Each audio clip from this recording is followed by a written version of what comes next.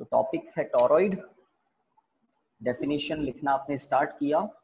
When a solenoid is band and both ends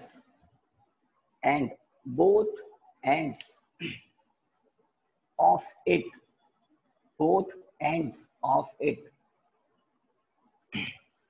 join together both ends of it joint together, then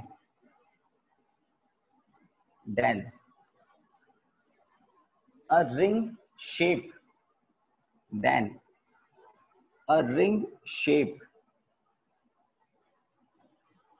device is forms. Then a ring shaped device is forms. Only forms. Ring shaped device forms, which we called toroid.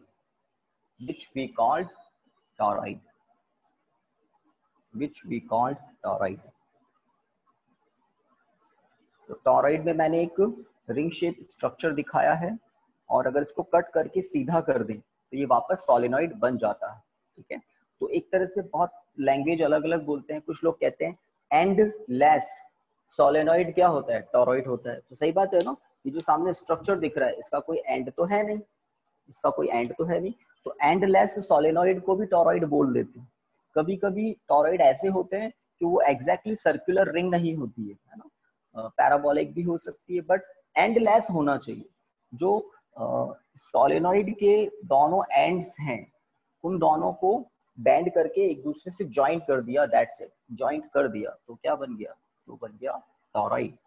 हाँ, अब अगर turns की बात करें तो आपको कुछ turns दिखाते हैं यहाँ से, है ना, आपको बस आगे वाले टर्न्स ही दिखाने हैं।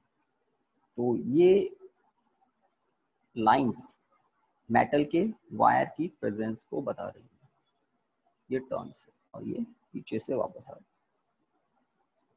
तो these are the turns। अगर करंट की डायरेक्शन की बात करें तो this is the direction of current. पीछे वाला पोर्शन नहीं दिखाया, आप समझ गए होंगे। सबसे लास्ट वाले एंड को आप देख सकते हैं, ये पीछे गया होगा और वापस आ रहा है, ये लीजिए डॉटेड। ठीक है, तो इस तरह से, तो दिस इज द टॉरॉइड। इसको कट कर दें यहाँ से, बिल्कुल यहाँ से कट करके सीधा कर दे तो बन जाएगा सोलेनॉइड। हेलो स्टूडेंट्स, तो पहले मुझे बताओ ऑडियो वीडियो परफेक्ट चल रहा है ना, पूछा नहीं आज, बताइए। Yes sir. आज सबको नींद आ रही है क्या? ठीक है, audio video, yes sir. Audio video ठीक है। तो एक डेफिनेशन हमने लिखी टॉरॉइड की। टॉरॉइड क्या होता है, एक एंडलेस सोलेनॉइड होता है। पूरी बात लिखवाई आपको। When the two ends of a solenoid, when a solenoid is bent and its both ends are joined together, then the ring shaped device so forms is called toroid। तो ring shape device बन जाती है, उसको हम कहते हैं torrid. चलिए आगे बढ़ते हैं। तो कुछ बच्चे पीछे ही रह गए क्या? जानवी परिहार, तमन्ना शर्मा, ओके। तो अब ये नेक्स्ट हेडिंग आप लिख सकते हैं। टॉरॉइड की बात तो हो गई। मैग्नेटिक फील्ड इंटेंसिटी, कल हमने सोलेनॉइड के अंदर पता की थी, आज टॉरॉइड के अंदर पता करिए। Magnetic field intensity inside a torrid. Magnetic field intensity inside a torrid.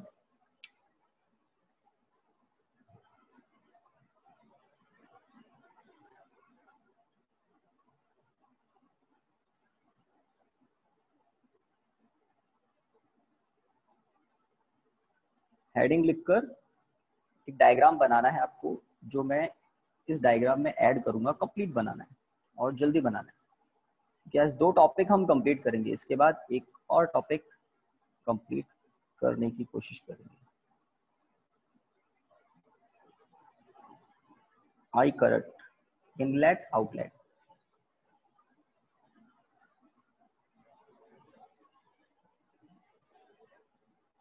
ठीक है, इस टोरॉइड की एक सर्कुलर एक्सिस बना रहा हूं मैं डॉटेड,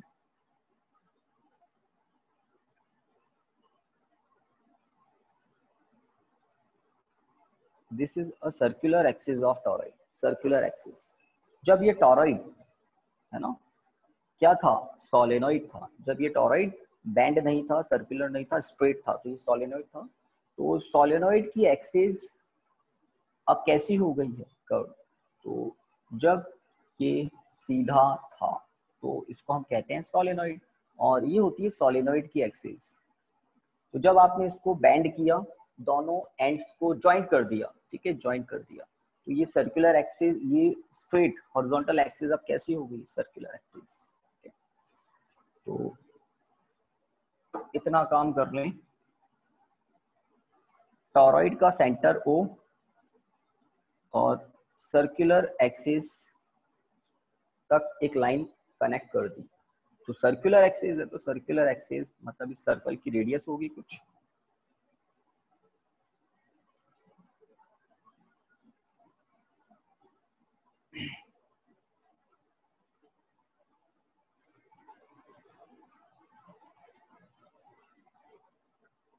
हो गया यहाँ तक।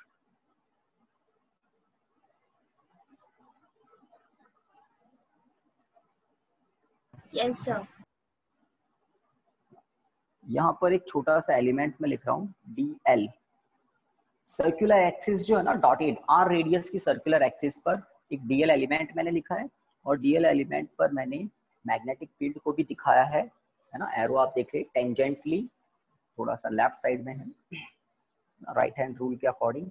चलिए, तो बिकॉज सोलेनॉइड के अंदर magnetic field uniform magnetic field होता है, सोलेनॉइड के अंदर मैग्नेटिक फील्ड एक्सिस के पैरेलल होता है। एक बात ध्यान दें, सोलेनॉइड के अंदर मैग्नेटिक फील्ड उसकी एक्सिस के पैरेलल होता है, एक्सिस के पैरेलल होता है। जब इस सोलेनॉइड को ही आपने बैंड कर दिया और सर्कुलर रिंग जैसा बना दिया, तो इसके अंदर जो मैग्नेटिक फील्ड लाइंस हैं वो भी कैसी हो गई, सर्कुलर हो गई। तो इस टोरॉइड के अंदर अब जो मैग्नेटिक फील्ड लाइंस होगी वो सब कैसी है, सर्कुलर है। तो इस पॉइंट पर जहां मैंने DL लिखा है, इस पॉइंट पर मैग्नेटिक फील्ड की डायरेक्शन क्या होगी, सर्कल पर टेंजेंट के अलोंग होगी, B वेक्टर की डायरेक्शन सर्कल पर टेंजेंट के अलोंग होगी। जब ये टोरॉइड सोलिनॉइड था तो कैसे थी, एक्सिस के पैरेलल होती है मैग्नेटिक फील्ड लाइंस। जैसे ही टोरॉइड बना दिया, सारी मैग्नेटिक फील्ड लाइन सर्कुलर हो गई, तो किसी भी पॉइंट पर B की डायरेक्शन टेंजेंट के अलोंग होगी, ठीक है। तो एम्पियर्स लॉ यूज लेकर हम अंदर मैग्नेटिक फील्ड पता लगाएंगे, ठीक है, अंदर मैग्नेटिक फील्ड पता लगाएंगे। यस स्टूडेंट, डायग्राम हो जाए तो बता देना, और आई थिंक हो गया होगा। Yes, sir.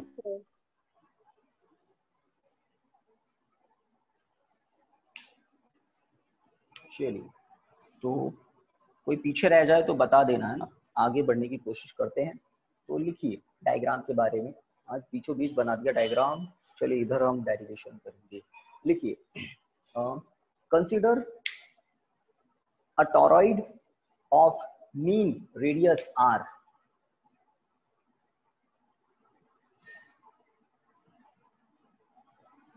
Consider a toroid of mean radius r। तो टोरॉइड के दो वॉल हो जाते हैं, एक इनर वॉल एक आउटर वॉल, ठीक है। और ये डॉटेड जो सर्कल दिख रहा है ये है आर रेडियस का सर्कल, तो ये है आर मीन रेडियस, ठीक है। Consider a toroid of mean radius R, mean radius R, full stop. Let n, capital N, stop. Let n be the total number of turns. Let n be the total number of turns and I be the electric current and I, capital I, be the electric current in each turn of the toroid. Electric current in each turn of the toroid. Full stop. 3 बातें हमने बता दी, mean radius, total number of turns and electric current. ठीक है, full stop. आगे लिखिए। अब M की तरफ बढ़ते हैं। हमें करना क्या है, अंदर बी पता करना है। टॉरॉइड के अंदर करंट कैरिंग टॉरॉइड है ये, इसके अंदर बी पता करना है। ठीक है, तो चलिए बी पता करने से पहले एक इंटरेस्टिंग बात आपको बता देता हूँ। ठीक है, आपने न्यूक्लियर फिजन और न्यूक्लियर फ्यूजन रिएक्शंस के बारे में सुना है? बताइए। हाँ ना, आवाज आनी चाहिए। तो एटम बम जो होता है उसमें कौन सी रिएक्शन होती है, फिजन या फ्यूजन? फिजन। न्यूक्लियर फिजन या फ्यूजन? तो फ्यूजन होता है आई थिंक, फिजन या फ्यूजन? चलिए बताइए भाई, एटम बॉम्ब में क्या होता है, न्यूक्लियर फिजन होता है या फ्यूजन होता है? फिर मैं आपसे पूछूंगा सन पर क्या होता है? सन पर भी न्यूक्लियर रिएक्शन होती है। स्टार्स जो होते हैं उनमें न्यूक्लियर रिएक्शंस होती है, और वो न्यूक्लियर रिएक्शन ही एनर्जी का सोर्स होता है।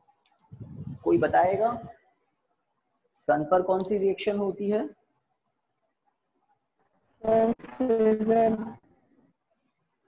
आवाज नहीं आई भाई क्लियर। बताइए बताइए बताइए, क्योंकि मैं टॉरॉइड आपको पढ़ा रहा हूँ, तो टॉरॉइड कहाँ काम आता है या टॉरॉइड को कहाँ काम में लेने की तैयारी हो रही है वो आपको पता होगा। तो टॉरॉइड है ना, टॉरॉइड के रिगार्डिंग आपका रेस्पेक्ट थोड़ा बढ़ जाएगा, दिमाग में ये थोड़ा सा जगह लेगा, फिट हो जाएगा। सर फिजन होती है। फिजन होती है, कहाँ पे होती है? फिजन होती है कहाँ पे होती है? सन पे। फ्यूजन होती है ना सन पे। तो अब मैं तो आपसे पूछ रहा हूँ, मैंने तो कुछ बताया ही नहीं। सन पे फ्यूजन मैं तो होती आपसे पूछ रहा हूँ, मैंने तो अभी कुछ बताया ही नहीं। फ्यूजन होती है। फ्यूजन होती है फ्यूजन। सर फ्यूजन नहीं, से पहले उसको एक एनर्जी मिनट, मिलती है, कंफ्यूजन फिजन थोड़ा से क्लियर ब्रेकिंग करो। होती है। पहले मुझे चलो सन पे बता दो, सन पर कौन सी न्यूक्लियर रिएक्शन होती है? Fusion. Fusion fusion fusion. Sun पर बोल रहे हैं फ्यूजन होती है। फ्यूजन का मतलब होता है हैवी न्यूक्लियस दो स्मॉल डॉटर न्यूक्लियस में ब्रेक होना। सही बात है क्या? सर फ्यूजन का मतलब तो वो हाँ, हाइड्रोजन के 2 एटम्स जुड़ते हैं। हाँ हाँ हाँ, वही कह रहा हूँ। अच्छा अच्छा अच्छा, उल्टा बोल दिया, ठीक है ना। तो सन पर अगर फ्यूजन हो रहा है तो स्मॉल न्यूक्लियस है ना एक दूसरे से कंबाइन करते हैं और हैवी न्यूक्लियस बनाते हैं, अगर ये फ्यूजन होता है तो। फ्यूजन में जैसे यूरेनियम या कोई भी हैवी न्यूक्लियस है तो वो डिवाइड होता है 2 न्यूक्लियस में और बहुत सारी एनर्जी लिबरेट करता है। चलिए अब एक और बात बताऊं मैं आपको। सन पर न्यूक्लियर फ्यूजन रिएक्शन होती है, सही बात है। और न्यूक्लियर फ्यूजन रिएक्शन के लिए कैसी कंडीशन चाहिए? बहुत हाई टेम्परेचर की नीड होती है, बहुत बहुत बहुत हाई टेम्परेचर। आपको शायद पता होगा सन क्या है। सन ना सॉलिड है, सन ना लिक्विड है, सन ना गैस है। तो सन क्या है? सन है 4th state of matter, plasma. I think पता होगा, प्लाज्मा नाम सुना है? Yes sir. 4th state of matter. तो सन ना सॉलिड है, ना लिक्विड है, ना गैस है। कुछ लोग बोलते हैं गैस है। यस, वहां पर हाइड्रोजन हीलियम गैस है, बट बहुत बहुत हाई टेम्परेचर पर वो गैसेस आयोनाइज्ड है, और बहुत सारे आयंस जब एक साथ होते हैं, पास पास होते हैं, तो वो होता है प्लाज्मा। तो अगर आपको कहें पॉजिटिव पॉजिटिव चार्ज के बीच में क्या होता है, तो आप फटाफट कहेंगे रिपल्शन होता है। और 2 पॉजिटिव आयन एक दूसरे से ज्वाइंट कैसे होंगे? वो तो रिपेल करते हैं। तो अगर बहुत बहुत हाई टेम्परेचर पर है ना, हाई टेम्परेचर पर आयंस मूव करते हैं, तो बहुत हाई टेम्परेचर पर आयंस की काइनेटिक एनर्जी बहुत बहुत ज्यादा हो जाती है। जब बहुत ज्यादा काइनेटिक एनर्जी से 2 पॉजिटिव आयन एक दूसरे के पास आते हैं, तो वो ज्यादा काइनेटिक एनर्जी होने से ज्यादा क्लोज आ जाते हैं। कितना क्लोज? 10⁻⁻15 मीटर ऑर्डर, इतना क्लोज आ जाते हैं। और अगर इतना क्लोज आ जाते हैं तो वो ज्वाइंट हो जाते हैं। इतना क्लोज लाने के लिए क्या चाहिए? High kinetic energy. High kinetic energy के लिए क्या चाहिए? बहुत हाई टेम्परेचर। गैसेस की काइनेटिक एनर्जी सीधा टेम्परेचर से कनेक्टेड होती है। तो सन या स्टार्स पर बहुत बहुत हाई टेम्परेचर होता है, सुना होगा। अब साइंटिस्ट लोग क्या कर रहे हैं, अर्थ पर न्यूक्लियर फ्यूजन रिएक्शन करवाना चाह रहे हैं, अभी तक हुई नहीं है ना। न्यूक्लियर फ्यूजन के लिए बहुत हाई टेम्परेचर चाहिए, और बहुत हाई टेम्परेचर पर हाइड्रोजन हीलियम के जो आयंस है इनको बाउंड करने के लिए कोई मटेरियल की वॉल पॉसिबल नहीं है। अगर कोई मटेरियल की वॉल होगी तो वो सब कुछ क्या हो जाएगा, सॉलिड से पहले लिक्विड, लिक्विड से गैस, गैस से वो भी फिर प्लाज्मा हो जाएगा। तो इतना हाई टेम्परेचर कोई मटेरियल वॉल सस्टेन कर नहीं सकती हमारे प्लेनेट पर। तो साइंटिस्ट लोग क्या कर रहे हैं, इस तरह से टॉरॉइड बना रहे हैं, उसमें करंट फ्लो कर रहे हैं। करंट फ्लो करने से क्या आता है, मैग्नेटिक फील्ड, मैग्नेटिक फील्ड आता है। इस चैप्टर में आपने एक फॉर्मूला पढ़ा है Fm equal to q v cross b. क्या है ये, magnetic force on a moving charge in magnetic field. सही बात, magnetic force on a moving charge in magnetic field. तो हमें पता है अगर मैग्नेटिक फील्ड में चार्ज मोशन करता है तो वो क्या एक्सपीरियंस करता है, मैग्नेटिक फोर्स। तो साइंटिस्ट लोग इस तरह से मैग्नेटिक वॉल बना रहे हैं, मैग्नेटिक वॉल, टॉरॉइड्स को यूज लेकर, बहुत सारे टॉरॉइड्स को यूज लेकर मैग्नेटिक वॉल बना रहे हैं। और उसके अंदर जब पॉजिटिव आयन हाई स्पीड से मोशन करते हैं तो वो क्या एक्सपीरियंस करते हैं, मैग्नेटिक फोर्स। तो प्लाज्मा को बाउंड करने के लिए, प्लाज्मा आप समझ गए पॉजिटिव आयन का एक तरह से बहुत सारा अमाउंट, तो प्लाज्मा को बाउंड करने के लिए कोई मटेरियल वॉल पॉसिबल नहीं है अर्थ पर। तो मैग्नेटिक फील्ड से मैग्नेटिक वॉल्स बनाई जा रही है प्लाज्मा को बाउंड करने के लिए। प्लाज्मा बाउंड कर पाएंगे तभी न्यूक्लियर फ्यूजन अर्थ पर पॉसिबल। ठीक है, तो अब आप सोच लो मैग्नेटिक वॉल किससे बनती है, डिफरेंट डिफरेंट रेडियस के बहुत सारे टॉरॉइड्स को मिलाकर। तो आर्टिफिशियली मैग्नेटिक फील्ड जनरेट करते हैं हम टॉरॉइड से। चलो, तो कहाँ तक की कहानी हो गई थी, डायग्राम और उसके बारे में बता दिया था। अब लिखिए न्यू पैराग्राफ में, टू फाइंड, फटाफट लिखिए, to find magnetic field intensity inside the toroid. To find magnetic field intensity inside the toroid, inside the toroid we consider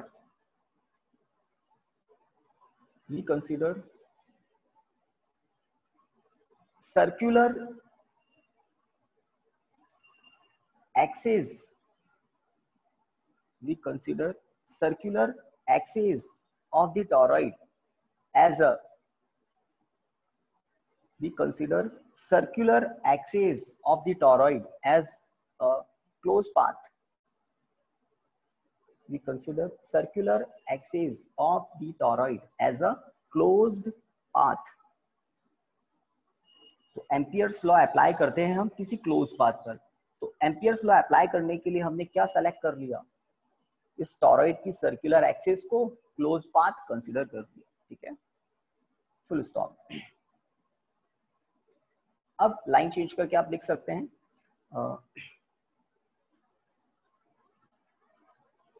from Ampere's law, from Ampere's law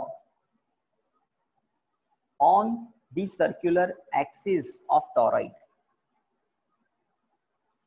from Ampere's law on the circular axis of toroid.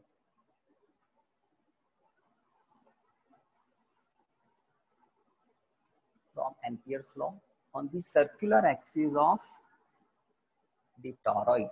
तो मैंने Ampere's law का ये mathematical expression लिखा है ना, ये LHS line integral of magnetic field है, but कहाँ पर है, इस R रेडियस की सर्कुलर लूप पर है, जो कि टॉरॉइड की सर्कुलर एक्सिस होती है। V नॉट समेशन आई, इस समेशन आई पर ध्यान देना है आपको। डॉट प्रोडक्ट आप ओपन करेंगे B डॉट DL में तो LHS में cos 0 1 हो जाएगा, B कांस्टेंट होता है। सोलेनॉइड से टॉरॉइड बना है, सोलेनॉइड के अंदर हर जगह यूनिफॉर्म मैग्नेटिक फील्ड होता है, यूनिफॉर्म मैग्नेटिक फील्ड होता है। तो सोलेनॉइड से टॉरॉइड बना है, तो टॉरॉइड के अंदर भी मैग्नेटिक फील्ड मैग्नीट्यूड में सेम होता है, बस डायरेक्शन टेंजेंट के अलाउ होती जाती है, इसलिए मैं यूनिफॉर्म नहीं बोलूंगा, मैग्नीट्यूड सेम होता है। तो सेम मैग्नीट्यूड होता है तो वो बाहर आ जाएगा। चलिए इसको पहले हम इक्वेशन 1 पुट कर दें। अब लिखिए LHS, LHS क्या है, integration b dot dl. Diagram में बी और डीएल दिखना चाहिए बस एक जगह, बी डीएल कहीं भी पूरी सरकमफेरेंस पर एक जगह बी और डीएल दिखना चाहिए। Okay, b dl cos 0 degree. चलिए यहाँ पर रीजन लिख देते हैं, because b vector is parallel to dl vector. कौन साइड अगर कर रहे हैं तो पैरेलल तो है ही, तो किसी भी पॉइंट पर किसी भी प्लेस पर डीएल भी बी भी, तो दोनों सेम डायरेक्शन में होते हैं। डीएल की डायरेक्शन टेंजेंट के अलाउंग होगी सर्कल पर, और बी की डायरेक्शन भी टेंजेंट के अलाउंग। चलिए पैरेलल होंगे तो cos 0। आगे बढ़े, integration b dot dl equal to, तो क्या आया, b integration over a close loop dl, यहां से यहां, अब यहां से यहां, तो cos 0 1 हो गया। बी मैंने आउट कर दिया, टॉरॉइड के अंदर बी कांस्टेंट होता है इसलिए। इंटीग्रेशन क्या होगा डीएल का, काफी L। बच्चों का दिमाग आगे चला गया होगा, एल। और एल क्या होगा, 2 पाई आर। बिल्कुल सही सोच रहे हैं ना, क्योंकि एल लेंथ हो जाएगी इसकी इस डॉटेड सर्कुलर एक्सिस की। तो सर्कुलर लूप है ये आर रेडियस का, है ना। तो अगर इसकी सरकमफेरेंस को आपने एल लिखा है तो एल क्या होगा, 2 पाई आर। ठीक है, इक्वेशन 2 पुट कर दें। तो हमने एलएचएस को स्टार्ट किया था, है ना, line integral of magnetic field over a close loop. वो क्लोज लूप है ये डॉटेड आर रेडियस का सर्कुलर पाथ, यहाँ तक पहुंच गया। अब दूसरी बात बस समेशन आई पर ध्यान देना। तो आप में से कोई बताना चाहेगा समेशन आई क्या होगा, है ना। सर आई होगा। आई होगा, आई होगा। और कोई, ये आई को तो मैं आपके, है ना, फ्रीज कर देता हूँ। और बताइए, total current passing through the toroid। तो हमें आई के बारे में पता है होता क्या है। अब आई का फॉर्मूला क्या होगा वो पूछ रहे हैं, तो कोई बच्चा बोल रहा है ना कि वो आई होता क्या है, तो मैं भी बोलने ही वाला था, जिससे आपको आइडिया लगे कि आई का फॉर्मूला क्या होगा। आई नहीं बोलना चाहिए, समीशन आई। तो समीशन आई क्या होता है, total electric current passing through the area bounded by the close loop, bounded by the close loop, है ना। तो कौन सा है क्लोज लूप, आर रेडियस का जो डॉटेड सर्कल दिख रहा है ना, ये है क्लोज लूप जिस पर एम्पियर्स लॉ अप्लाई किया है। तो इस क्लोज लूप को देखें, क्या इसमें एक ही करंट क्रॉस कर रहा है क्या, मुझे तो लग रहा है कि इस टॉरॉइड में जितने भी टर्न्स हैं, तो कितने टर्न्स हैं, लिखा होगा आपने एन टर्न्स हैं, तो सारे के सारे टर्न्स क्रॉस कर रहे हैं। और मैं उन पॉइंट्स को अप्लाई कर देता हूं जहां पर वो कर रहे हैं, 1 2 3 4 5 6 7 8 9। तो ये वो पॉइंट्स हैं जहां पर करंट परपेंडिकुलरली अंदर जा रहा है, और ये डॉटेड एरिया है, इस डॉटेड एरिया के अंदर अंदर है ये डॉट। तो इलेक्ट्रिक करंट वायर में इधर से आ रहा है और ये अंदर जा रहा है, फिर घूम के वापस आएगा, वो अलग बात है ना। तो ये ऊपर से अंदर जा रहा है, फिर ये घूम के आएगा, है ना, फिर वापस अंदर, इस तरह से। तो टॉरॉइड में जितने भी टर्न्स हैं वो सारे टर्न्स इस आर रेडियस के सर्कल से एरिया जो बन रहा है उस एरिया को क्रॉस कर रहे हैं। तो समेशन आई क्या हो जाएगा, सिंपली नाइन। एन आई, सारे टर्न्स, है ना। तो एन तो एक प्योर नंबर है, आई है करंट। अगर एन 100 हो तो 100 आई, 50 हो तो 50 आई, ठीक है।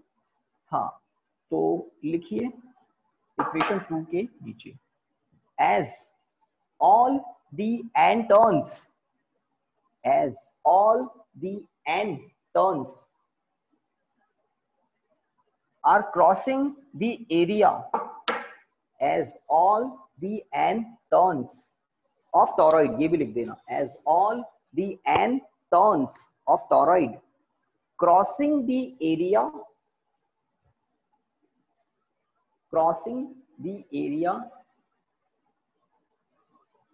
bounded by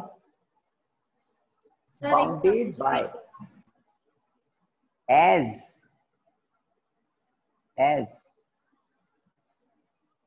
all D. अब मुझे भुला दिया आपने, बताइए क्या लिखा था, कोई बोल दे। All turns of the toroid, N turns. As all n turns of toroid crossing the area bounded. तो हो गया ना यहाँ तक, as all the n turns of toroid crossing the area bounded by the circular loop of radius r, bounded by the circular loop of radius r, small r. Hence line change करके just ऐसा लिख सकते हैं, hence summation I equal to ni, equation 3. hence summation I equal to ni. तो ये है total electric current. अब आपको पता है क्या करना है ना, तो एंड करते हैं टॉपिक का। लिखिए, by using equation 2 and 3 in equation 1, by using equation 2 and 3 in equation 1 we get b bracket 2 pi r equal to mu naught as it is summation I के प्लेस पर ni। ठीक है, हमें तो b पता करना है, तो आपको बताया था ना फर्स्ट चैप्टर में जो रोल गॉस लॉ का है, फोर्थ चैप्टर में एग्जैक्टली वही रोल एम्पियर्स लॉ का भी है। बी पता करते हैं, बाकी सबको डिवाइड में पहुंचा दे, mu naught N I upon 2 pi R, mu naught N I upon 2 pi are. तो ये फॉर्मूला ठीक है, अगर टॉरॉइड की मीन रेडियस गिवन हो, total number of turns given हो, तो ये ठीक है। बट और करके एक फॉर्मूला होता है, वो होता है mu naught N i, mu naught N i. Here n is what, n is capital n upon 2 pi are. तो आप कहेंगे ये फॉर्मूला तो थोड़ा देखा हुआ लग रहा है, जाना पहचाना हुआ लग रहा है। तो सोलेनोइड के अंदर मैग्नेटिक फील्ड आया था म्यू नॉट एन आई, आया था ना ये। Yes, sir. सोलेनोइड के अंदर magnetic field mu naught N आई।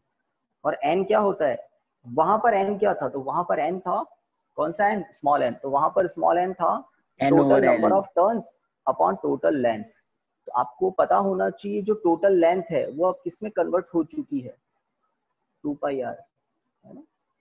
तो बिल्कुल वही है, 2 पाई आर ही क्या है। अगर सोलेनोइड बना दे टॉरॉइड से वापस, इसको कट करके सीधा कर दे, तो 2 पाई आर क्या मिलेगा, सोलेनोइड की लेंथ। चलिए, तो आप पाएंगे कि टॉरॉइड के अंदर और सोलेनोइड के अंदर मैग्नेटिक फील्ड का मैग्नीट्यूड वही है, म्यू नॉट एन आई। बस डायरेक्शन की बात करें तो सोलेनोइड में होता है एक्सिस के पैरेलल, तो सोलेनोइड के अंदर uniform electric field, uniform magnetic field होता है। टॉरॉइड के अंदर यही मैग्नेटिक फील्ड किस फॉर्म में हो जाता है, सर्कल्स की फॉर्म में हो जाता है ये मैग्नेटिक फील्ड, इसलिए मैग्नीट्यूड की बात कर रहे हैं। चलिए, और एन क्या है, हमें पता है स्मॉल एन क्या होता है, तो स्मॉल एन होता है number of turns in unit length, number of turns in unit length. तो हमने टॉरॉइड के अंदर मैग्नेटिक फील्ड पता कर लिया, ट्रेस कर सकते हैं सब कुछ, done. Yes sir. Yes, sir. है ना, टाइम है हमारे पास, कुछ होना चाहिए जरूर। यस, एक टॉपिक और हम स्टार्ट करते हैं और उसको भी एंड करने की कोशिश करते हैं। इससे थोड़ा बड़ा टॉपिक है, बट डायग्राम इतने कॉम्प्लिकेटेड नहीं है, ज्यादा आपको समझाने की जरूरत पड़ेगी नहीं, क्योंकि आप एटम को अच्छे से जानते हैं। तो आगे बढ़ते हैं।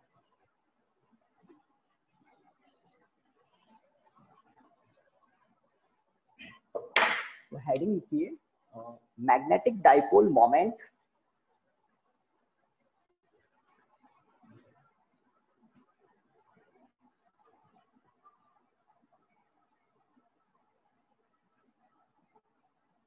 magnetic dipole moment of a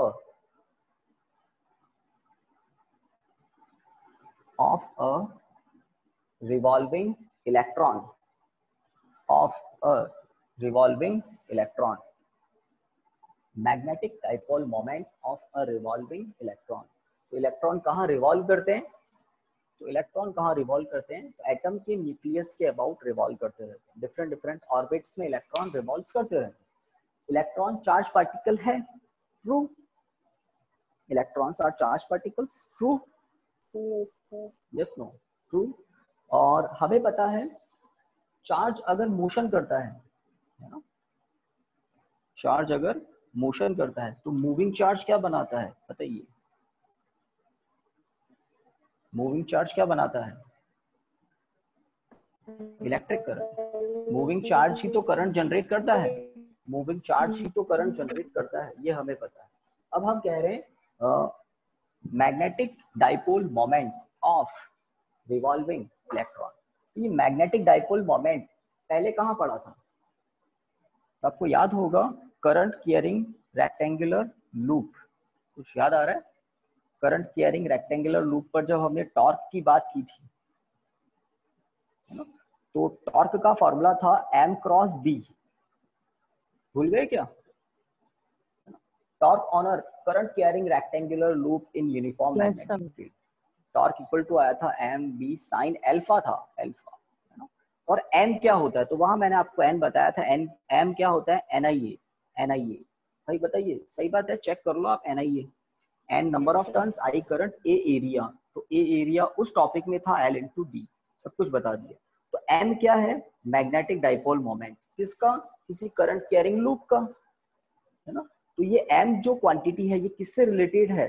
purely किससे रिलेटेड है? करंट कैरिंग लूप से रिलेटेड। और b और अल्फा ये सब बाहर की बात है। तो अगर कोई करंट कैरिंग लूप है तो उसका मैग्नेटिक डाइपोल मोमेंट क्या होता है? NIA। n number of turns, I current, और a होता है उस लूप का एरिया। वो लूप कैसा भी हो सकता है, ट्रायंगुलर हो सकता है, रेक्टेंगुलर हो सकता है, स्क्वायर हो सकता है, सर्कल भी हो सकता है, पैराबोलिक हो सकता है। एरिया होना चाहिए बस, और लूप होना चाहिए, मतलब क्लोज होना चाहिए। तो किसी भी करंट कैरिंग लूप का मैग्नेटिक डाइपोल मोमेंट होता है NIA। काम लूंगा इसलिए, ये टॉपिक ही क्या है? Magnetic dipole moment. चलिए, तो दो बातें हमने कर ली। मूविंग चार्ज करंट जनरेट करता है, और एटम के न्यूक्लियस में इलेक्ट्रॉन एक करंट लूप बनाते हैं। करंट लूप होगा तो मैग्नेटिक डाइपोल मोमेंट होगा, जिसको कैपिटल M से हम रिप्रेजेंट करते हैं। तो मैं एक सर्कल बना रहा हूँ। एक्चुअल में ये सर्कल क्या है? इलेक्ट्रॉन का सर्कुलर पाथ है। एटम के अबाउट एक ऑर्बिट है, ये है न्यूक्लियस। और यहाँ पर लेट एक इलेक्ट्रॉन रिवॉल्व कर रहा है, और किसी मोमेंट पर उसकी वेलोसिटी की डायरेक्शन इधर, ठीक है। तो v स्पीड है, एक तरह से वेलोसिटी का मैग्नीट्यूड है, और इस ऑर्बिट की रेडियस है r।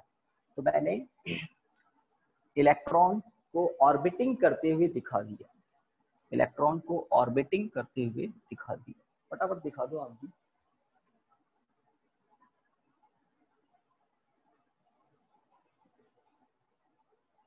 आर रेडियस है इस ऑर्बिट की, हो जाए तो बता देना।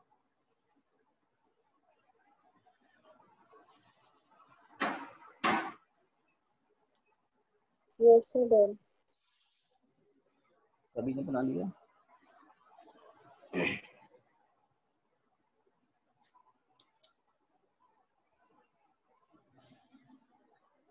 आज बच्चों को नींद आ रही दिखती, काफी बच्चों को। की अटेंडेंस ले लेते हैं जब तक। Okay, attendance done. तो ये आर रेडियस का लूप। टॉपिक क्या है? Magnetic dipole moment of revolving electron. चलिए, अब फटाफट लिखते हैं, लिखिए। लेट एन इलेक्ट्रॉन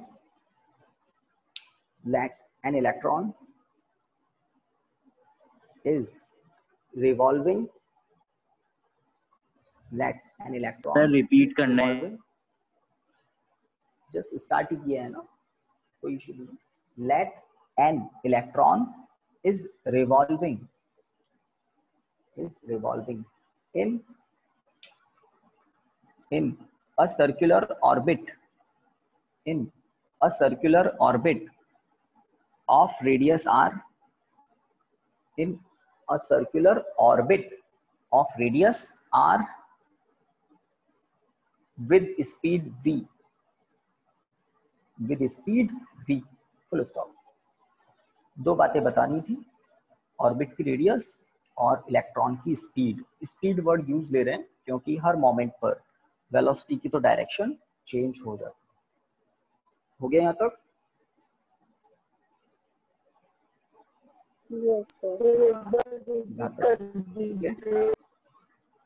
तो हमने क्या लिखा? Let an electron is revolving in a orbit of radius r with speed v, full stop।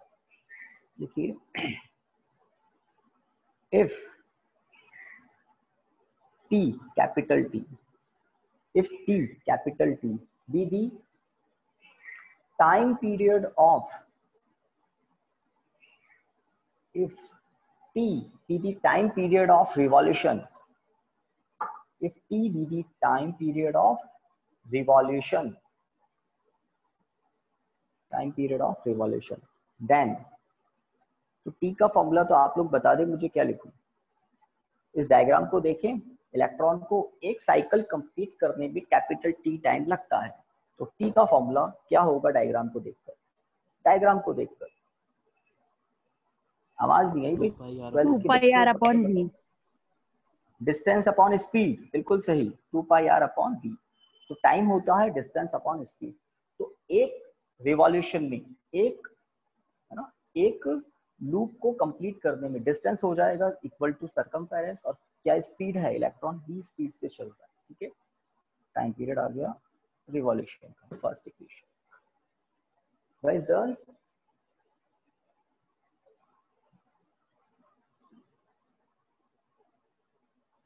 First equation हो गया, ठीक है। Yes, sir. इसके नीचे लिखिए, इसके नीचे लिखिए दी रिवॉल्विंग इलेक्ट्रॉन, फटाफट लिखिए।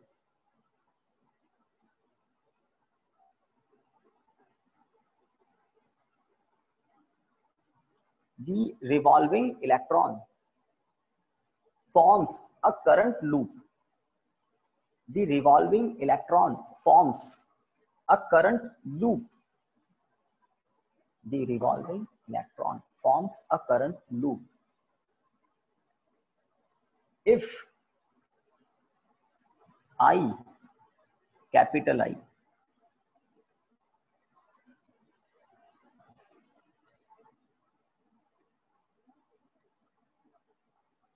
if I be the current in the loop,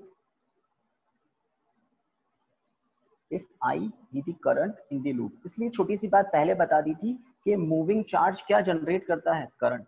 और इलेक्ट्रॉन बहुत हाई स्पीड से घूमता ही रहता है, रिवॉल्विंग करता ही रहता है। तो रिवॉल्विंग इलेक्ट्रॉन कैसा करंट बनाएगा? करंट लूप, है ना। तो इस करंट लूप का करंट मैंने मान लिया I है। अब I क्या होगा? तो करंट की इन जनरल डेफिनेशन लिखते हैं dq by dt, rate of flow of electric charge. अगर स्टडी करंट हो तो q अपॉन t भी लिख देते हैं, total charge upon total time. तो इस करंट लूप, इस रिवॉल्विंग इलेक्ट्रॉन ने जो करंट लूप बनाया है उसका करंट क्या होगा, है? उसकी बात करें तो सामने आप देखें, इस सरकमफेरेंस पर मैं एक पॉइंट ले रहा हूँ P, है ना, कहीं भी ले सकते हैं P पॉइंट, आपको लिखना नहीं है। इस P प्लेस, P पॉइंट बोले या P प्लेस बोले, इस P प्लेस को इलेक्ट्रॉन क्रॉस करेगा, हर बार क्रॉस करेगा, है ना। तो कितने टाइम में वो क्रॉस करेगा? हर कैपिटल T टाइम के बाद इलेक्ट्रॉन यहां से जाएगा, सही बात है ना। हर कैपिटल T टाइम के बाद इस P प्लेस से इलेक्ट्रॉन क्रॉस करके जाएगा। तो इसका मतलब rate of flow of electric charge क्या हो गई, है ना। I इक्वल टू, आप क्या लिखते हैं? I इक्वल टू लिखते हैं Q अपॉन T। अब Q कौन है? इलेक्ट्रॉन है, खुद इलेक्ट्रॉन है, चार्ज है इलेक्ट्रॉन पर। और T क्या है? वो टाइम जिसमें चार्ज पास करता है। तो rate of flow of electric charge electric current होता है। इस डेफिनेशन के अकॉर्डिंग कैपिटल T, हर कैपिटल T टाइम के बाद कितना चार्ज P प्लेस से क्रॉस करेगा? P चार्ज P प्लेस से क्रॉस करेगा। तो इलेक्ट्रॉन पर चार्ज का मैग्नीट्यूड अपॉन वो टाइम जिसमें चार्ज क्रॉस कर रहा है। तो कैपिटल T टाइम में कितना चार्ज क्रॉस करता है P पॉइंट से? P charge. तो rate of flow of electric charge क्या होता है? Electric current. तो इसके ऊपर पैराग्राफ क्या लिखा था? The revolving electron forms a current loop if I be the electric current of the loop, then करके इक्वेशन 2 लिखिए।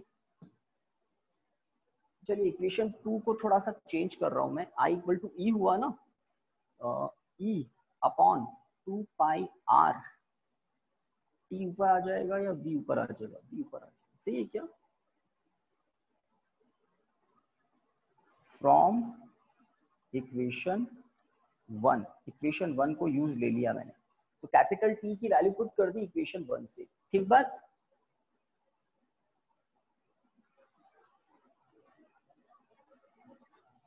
आवाज नहीं, जल्दी बताइए, है ना?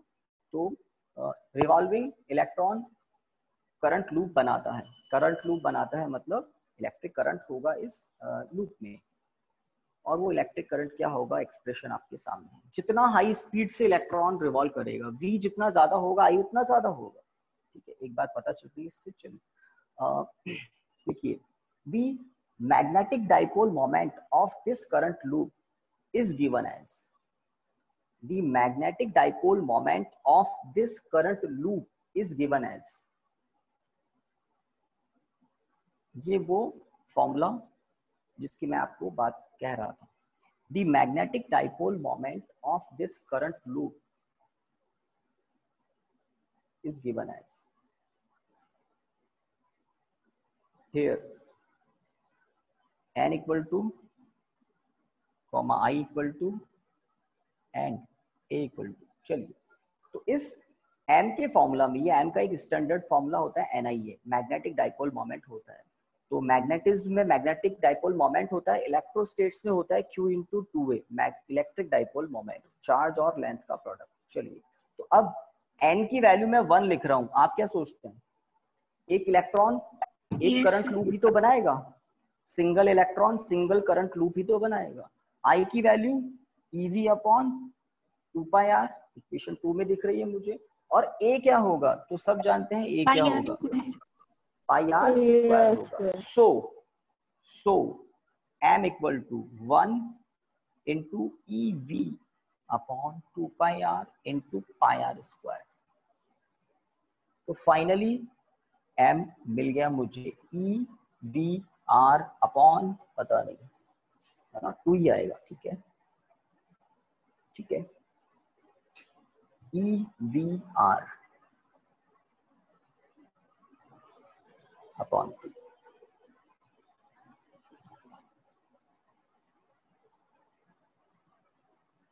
Equation number 3। तो एक फॉर्मूला आपके सामने है EVR अपॉन 2। हम जानते हैं डिफरेंट एटम्स में न्यूक्लियस के अबाउट डिफरेंट ऑर्बिट्स में इलेक्ट्रॉन्स रिवॉल्व करते रहते हैं। उनकी स्पीड अलग अलग ऑर्बिट में अलग अलग होती है, अलग अलग ऑर्बिट की रेडियस अलग अलग होती है। तो आप समझ जाएंगे कि डिफरेंट ऑर्बिट में जो इलेक्ट्रॉन रिवॉल्व कर रहे हैं उनके मैग्नेटिक डाइपोल मोमेंट डिफरेंट होते हैं। और ये m किस पर डिपेंड करता है? इलेक्ट्रॉन की स्पीड पर और ऑर्बिट की रेडियस पर, V/R पर। E कांस्टेंट होता है, 2 एक न्यूमेरिकल नंबर है। तो मैग्नेटिक डाइपोल मोमेंट का फॉर्मूला आपको ध्यान रखना है, किसका? Revolving electron. Guys done?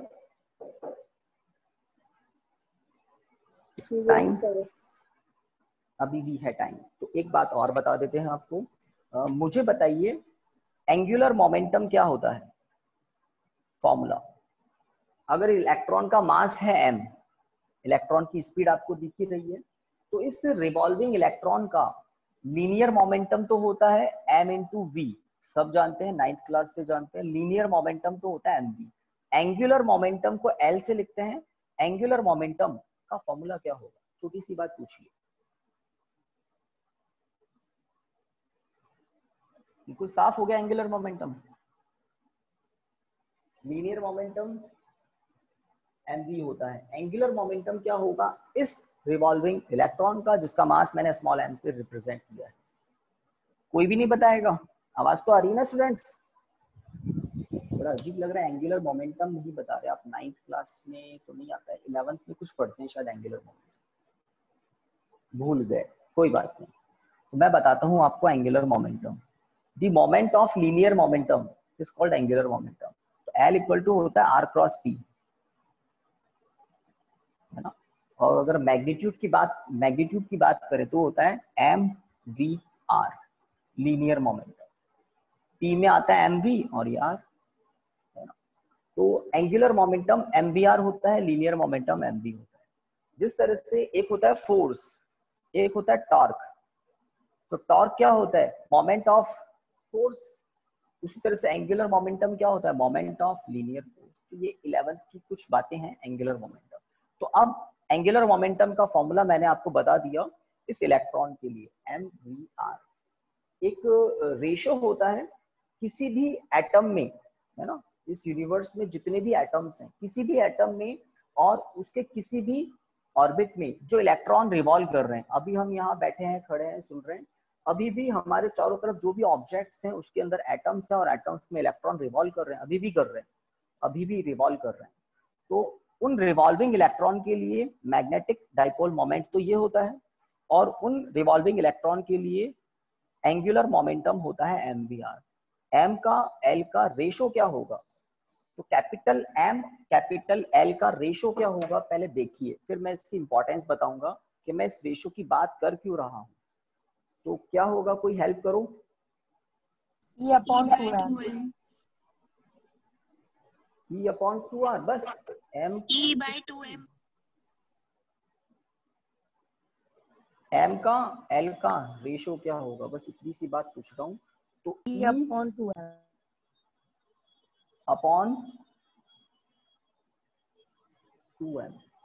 यही बोल रहे हैं ना, E/2m होगा। VR कट जाएगा, है ना, VR कट जाएगा। तो कौन कट गए? जो वेरिएबल थे वो कट गए, है ना। डिफरेंट ऑर्बिट्स में स्पीड डिफरेंट होती है, रेडियस डिफरेंट होती है। अब ये जो रेशो है ये एक स्टैंडर्ड कांस्टेंट है, इसकी वैल्यू भी होती है, और कितनी होती है? 8.8 × 10⁻+10 Coulomb upon kg, Coulomb upon kg। तो मैं इसकी बात क्यों कर रहा हूँ? तो बड़ी इंटरेस्टिंग बात है अगर कोई समझने की कोशिश करे तो।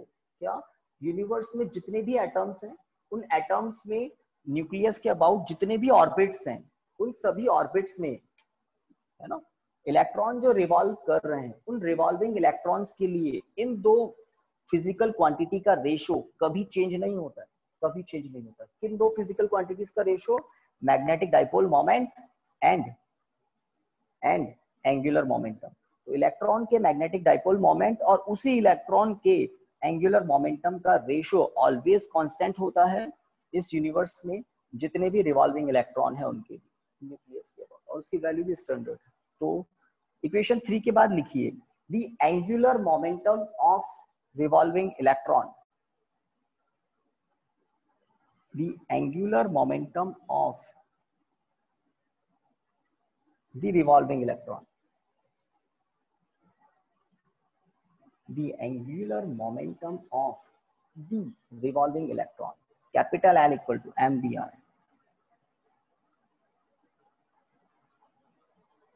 capital L equal to MVR। यहाँ पर V की डायरेक्शन R की डायरेक्शन के बीच का एंगल 90 डिग्री होता है, तो sin थीटा sin 90 1 होता है, क्योंकि एक्चुअल में L वेक्टर क्वांटिटी होती है, वो होता है R क्रॉस P। R और P के बीच का एंगल 90 डिग्री है। चलिए, तो L इक्वल टू MVR लिख दिया। On dividing equation 3 by equation 4, on dividing equation 3 by equation 4 we get, यहाँ तक का काम हम आज करेंगे। On dividing equation 3 by equation 4 we get M/L equal to E/2m equal to 8.8 into 10⁻10 coulomb upon kg।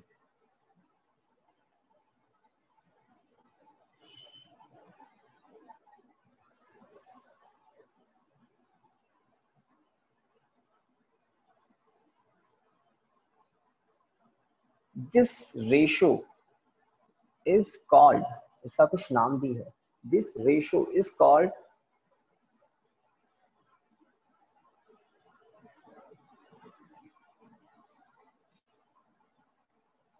Underline कर रहा हूं, जायरोमैग्नेटिक।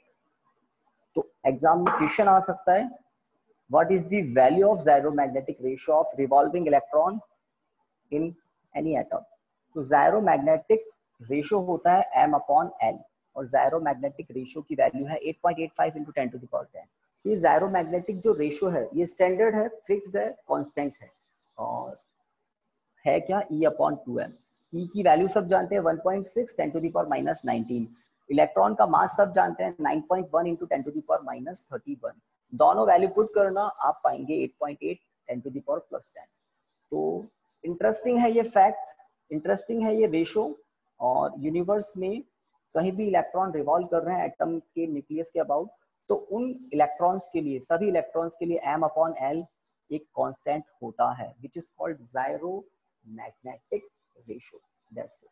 एक बोर्स मैग्नेटॉन भी होता है जो हम कल वाली क्लास में इंक्लूड कर लेंगे। केमिस्ट्री में पढ़ा है आपने बोर्स पॉस्टुलेट?